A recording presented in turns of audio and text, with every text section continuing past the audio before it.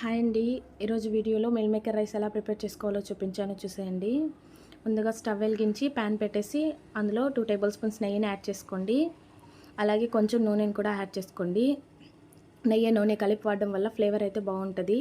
So ఇప్పుడు కొంచెం లవంగా చెక్క యాడ్ చేసుకోండి.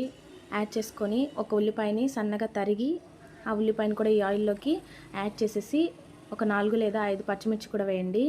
ఇంకా మనం కారం ఏం యాడ్ చేయం కాబట్టి పచ్చిమిర్చి ఎనఫ్, అందుకే 4 లేదా 5 అని చెప్పాను. కొంచెం కరివేపాకు వేసి 2 టమాటాలని సన్నగా తరిగి ఆ టమాటాలను కూడా ఇందులో వేసి బాగా ఫ్రై అవ్వనివ్వాలి. ఈ ఆనియన్ టమాటా మొత్తం ఫ్రై అయ్యేంత వరకు ఫ్రై చేసుకొని మీ దగ్గర ఏ వెజిటేబుల్స్ అవైలబుల్ ఉంటే ఆ వెజిటేబుల్స్ అన్నీ యాడ్ చేసుకోవడమే. నా దగ్గర క్యాబేజ్ ఉంది, సో నేను క్యాబేజ్ యాడ్ చేస్తున్నాను. క్యాబేజ్ యాడ్ చేసి ఈ క్యాబేజ్ని అయితే ఒక 5 to 10 మినిట్స్ వరకు కుక్ అవ్వనివ్వాలి. ఇలా ఫ్రై చేస్తూ ఉన్నట్లయితే ఆ క్యాబేజ్లోని పచ్చివాసన అంతా పోయి ఆ ఫ్లేవర్ అనేది బాగా తెలుస్తుంది. లేదంటే ఆ పచ్చివాసన రైస్లో కలిసినప్పుడు అస్సలు బాగోదు. సో బాగా ఫ్రై అయిన తర్వాత ఇప్పుడు క్యారెట్ని కూడా ఇందులోకి యాడ్ చేసేసుకోండి. యాడ్ చేసేసుకొని క్యారెట్ని కూడా ఒక 2 మినిట్స్ అలా ఫ్రై చేయండి. జస్ట్ 2 మినిట్స్ ఫ్రై చేస్తే సరిపోతుంది. ఇప్పుడు నేను ఆల్రెడీ మీల్ మేకర్స్ బాయిల్ చేసి పక్కన పెట్టేసుకున్నాను, పెద్ద మీల్ మేకర్స్. సో అవి యాడ్ చేసేసుకోండి.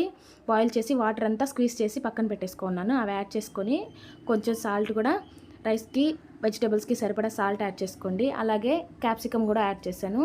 యాడ్ చేసి ఒకసారి కలిపేసి బాగా ఇప్పుడు మనం కుక్ చేసుకున్న రైస్ని ఈ వెజిటేబుల్స్లోకి యాడ్ చేసేసుకోవడమే. టేస్ట్ అయితే చాలా బాగుంటుందండి. ఇప్పుడు ఈ రైస్ అంతా మొత్తం ఆ వెజిటేబుల్స్లో కలిసిపోయేలాగా బాగా కలపాలి. అంతే, మీల్ మేకర్ వెజ్ రైస్ అయితే రెడీ అయిపోయింది. రెగ్యులర్గా వెజ్ రైస్ ఇలా కాకుండా కొంచెం మీల్ మేకర్ వేయడం వల్ల కొంచెం డిఫరెంట్గా ఉంటుంది.